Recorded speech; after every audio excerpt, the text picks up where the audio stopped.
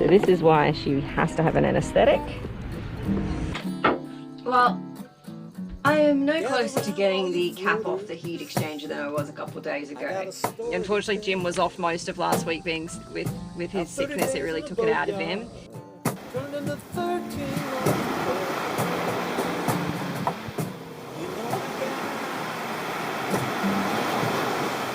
Got them low down, low yard blues.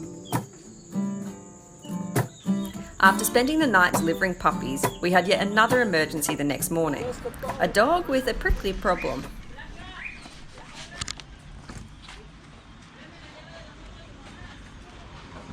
Oh, gracias, perfecto. Quito mesa para mis cosas. Alright, so this doggy, as you can see, had a disagreement with a porcupine and arguably came off second best. So we have to give her an anesthetic. Oh, poor darling. Anesthetic, remove all the spines, check in her mouth and her eyes, basically just really make sure we get rid of them all. I've noticed she's closing that one eye a little bit, so I really want to make sure she hasn't had any injuries into the eye, and then, yeah, go from there.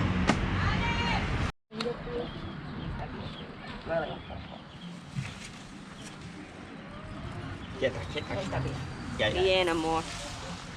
Okay. Oh, sí. Oh, Marita. Wow. Hay mucho en la lengua. As it turned out, Canela's human sister was a veterinary student at the university in Tapachula. Many Central American vet schools focus heavily on farm animal medicine and only brush over domestic animal care. So Alejandra was really excited to assist me with the procedure, and I tried to pass over as much information as I could. And with the amount of spines poor Canela had all over her body and face, it was all hands on deck to get them out as quickly as we could. So this is why she has to have an anesthetic, because we've got to get all those out for her.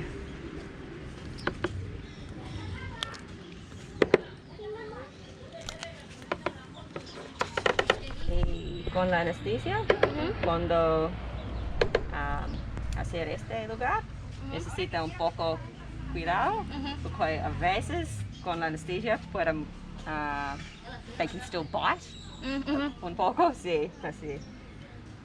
Anestesia, que la quería dar un bala, que se moría tu abuelo. Pero casi ahorita nos están llevando más a campo, con vacas y borregos. Ah, ok, sí. Ahorita apenas acabo de iniciar el primer periodo de... En Australia las mascotas son bebés. Sí, La familia. Pero no tendrás acá. aquí, ahorita lo voy a revisar ahorita bien. Casi hay muchos perritos en la calle, sin vacunar. As much as I love helping the animals, this really is one of my favourite things about doing this type of work.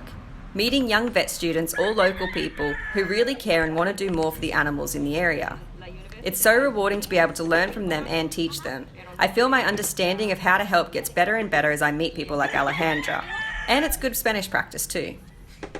El problema con las espinas es, lo grande problema sí es uno adentro pueda mover. Sí, a veces está aquí o en la corazón, o la corazón o algo así. Voy a chequearla todo. No tienen su garganta. ¿Está bien? No, yo pienso está bien. Ella tiene uno aquí, pero yo sacar. Como quiera se lo quita uno. El de la trompa era que no.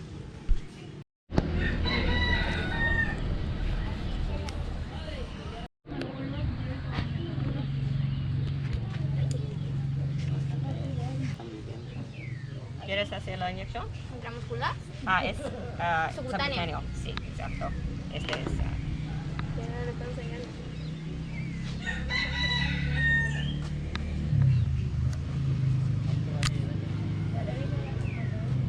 Perfecto. Gracias.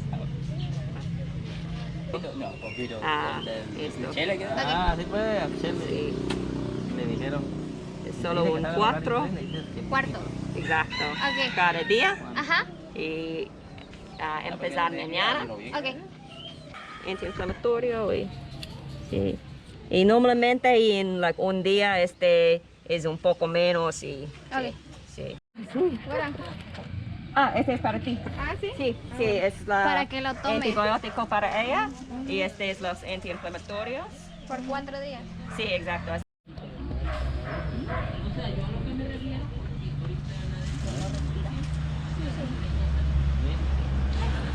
Ella tiene una sinusorritmia. ¿Vale? Signo. En inglés es un sinusorritmia, pero es cuando con los anestesia, cuando ella tenga una inhalación, la corazón es más despacio y cuando ella tiene una exhalación es más rápido. Así, sí. Es normal, pero es con los anestesia es más común. Canela recovered quickly under Alejandra's care, and we're still in touch about animal stuff all the time.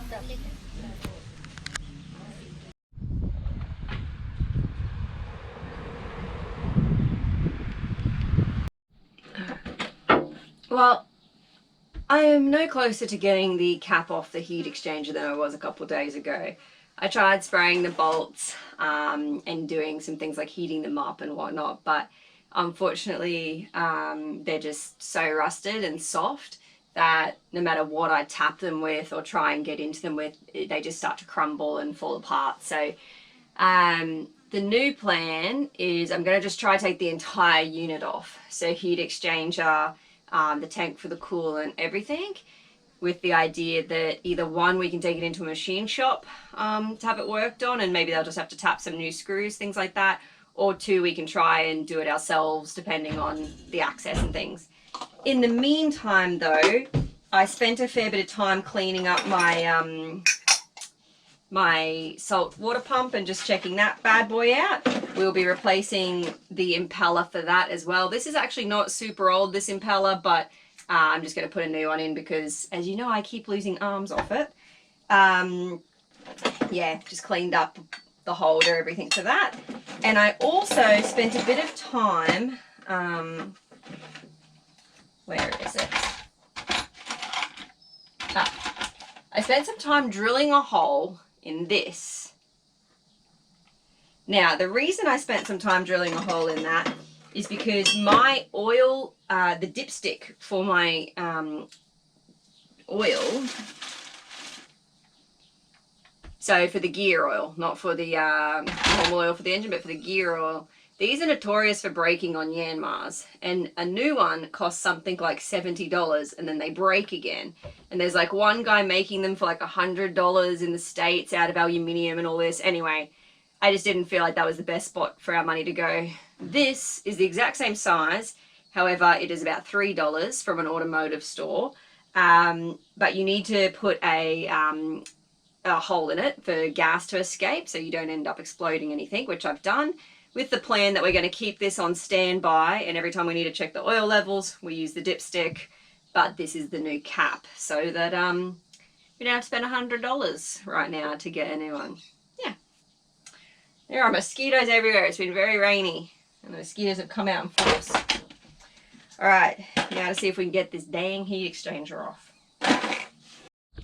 While I play around with the heat exchanger, Jim's going to give this bad boy a clean. It has like an old piece of felt in it that I'm not sure of its exact purpose, but we've got a new air filter to put in there, but it just really needs to be cleaned because it's like completely filthy in there. And he's also going to just work on doing some sanding on these parts to get rid of some of the rust and clean up inside here a little bit with some nice fine sandpaper, so that when we put our new impeller in, it doesn't get all messed up like the old impellers did. All right, I'm avoiding the heat exchanger. I'm going to do it now. So the first thing I'm going to do is remove this exhaust elbow. It's pretty new. We had to have that re-welded like 2 or 3 years ago, so that shouldn't be too hard. These are the bolts I'm worried about though on the heat exchanger unit. I've sprayed them with PB Blaster. We'll get this off first and then we'll attempt to get those off. And I thought I'd also mention, if we seem a bit low energy, it's because we're both recovering from being sick again. So we are a little low energy. This is our first day back on the boat after being sick for quite a few days. So yeah, we're taking it slow and easy.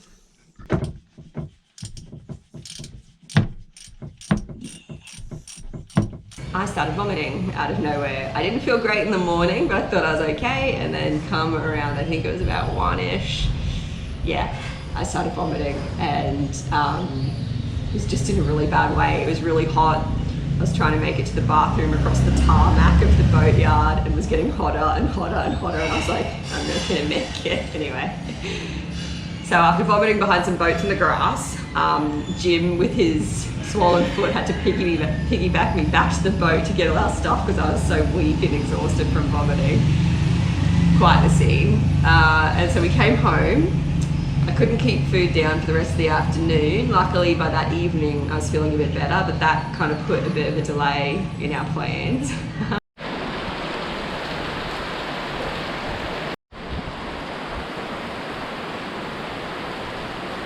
Back on the boat, feels like it's been ages because we actually had like 4 days. We're also a bit run down. We've had 4 days of rain. It's just, there's a little tropical system that's kind of moved over this area and has now gone over to the like Caribbean side of Mexico. But they think it kind of is reforming a little depression and then might come back or might continue up the coast. But basically there's been heaps of rain. As you know, I was sick the last time I spoke to you guys, and then unfortunately Jim got sick not very long after me. And then with the rain, we just opted to spend a few days watching the Lord of the Rings trilogy back to back to back for 3 days. So that was our weekend. But we really needed the rest, so it was good. So yeah, we think it's going to be kind of engine tank week. And like I said, we're just really going to play it by ear in terms of taking it easy on ourselves. There is rumour that there's something like 8 odd cases in the town we live in, the little town. It's a very small town, which makes me feel like if there's 8 cases, there's a good chance things will spread pretty quickly in the town. Just because it's a kind of communal, you know, little marketplaces for the fruit and vegetables and for the butcher and things like that. People come into contact a lot. In the bigger town that's like half an hour away, I think there's something like 300 and something odd confirmed cases now. So it is getting up there. And we just kind of figured, since we're both a little run down this week after both kind of getting hit by some sort of stomach virus last week, we'd rather rest and eat and be healthy than, you know, get ourselves sick with COVID or something else because we're run down and not looking after ourselves. So that's more or less our plan for this week. So might be a little bit quiet on Chuffed, but that's okay. We're just going to keep plodding along. Got plenty of time right now, and this weather's really keeping the tropical malaise. It's like very hot and very rainy, so it's just kind of like weather. But yeah.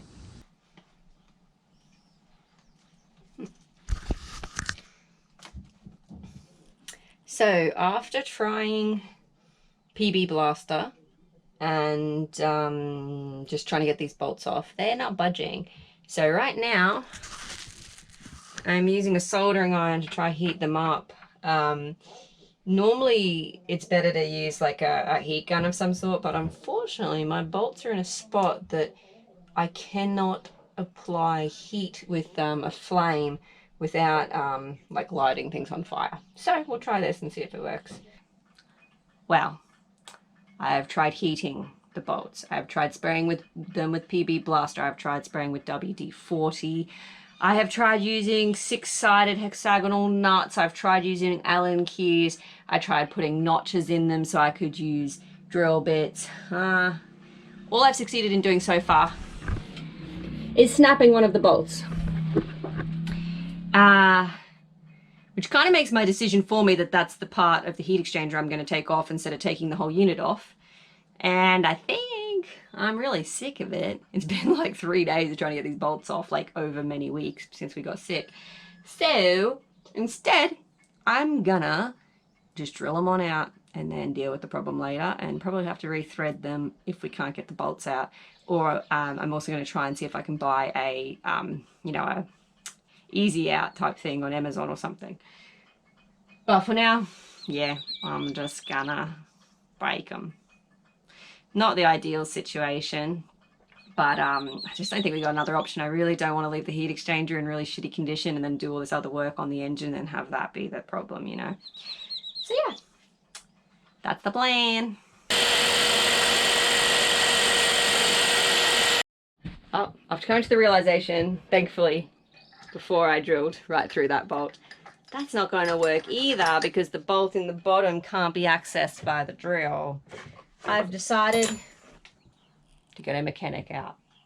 Hey, I'm not very good at asking for help. Gonna get a mechanic out though.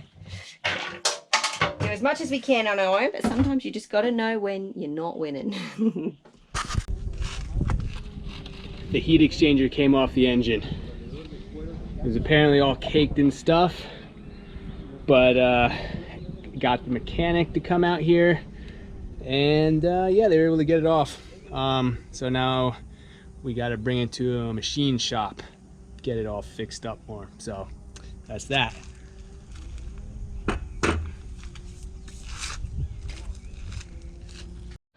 More information on the heat exchanger, just talking to the guys.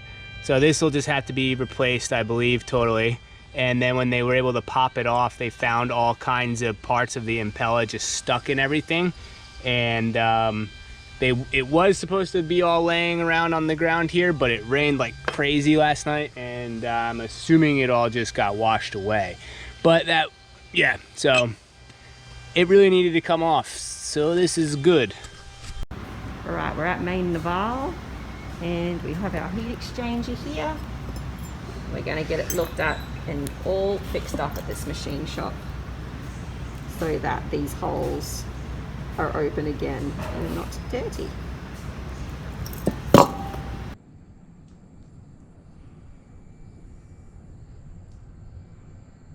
The heat exchanger is back. So yeah, after trying to get it off for a couple of days and not really getting anywhere, we had the mechanic come in. Then we took it to Main Naval to be cleaned, and I'm so glad we outsourced it. It ended up costing $100 in total to have the mechanic come out, take it off, take it to Main Naval, have them put all new screws in. They had to actually, they ended up having to drill out the screws and tap bigger holes and then put larger diameter screws in. They put new O-rings in, cleaned it, cleaned this inside bit for us. Yeah, so basically in the end, it really wasn't that costly, and I think probably would have cost the same amount for me to try and do it myself, because by the time I would have gone to town multiple times to find all the parts, you know, it would have cost me a lot more time and probably the same amount of money to have tried to do it myself. So I think it was definitely worth outsourcing. And it's a good lesson for me too, in that I sometimes find I think especially as a woman, and especially when sometimes we do get comments like, oh, you need a man to help you with this, or, you know, engine work's not for you, blah, blah, blah. I think sometimes I get a little too determined to do it myself and have to learn when it like makes sense to outsource something, and when my skills can be better utilized doing other jobs on the boat while this is just getting done for us. It took a total of 2 days, and I had already spent 2 days trying to just get the bolts off. So yeah, feeling very happy with the result, feeling happy that we can see through these holes now and there's no pieces of impeller in there and things like that. They did let me know that the O-rings they got fit, but they're not the perfect size, so I am going to just order new O-rings, I think. And then I'm going to give this a really big clean up and respray it with some new engine paint, and I'm going to do that on the engine as well. Then we can start putting it all back together. Okay.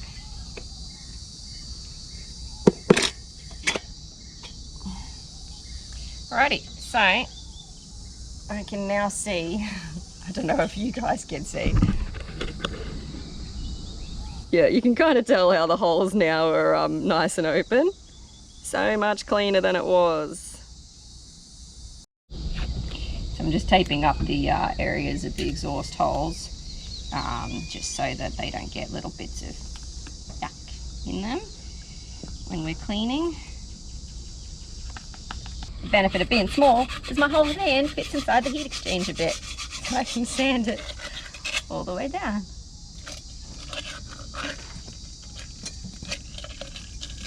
Basically just getting off some of that kind of calcification.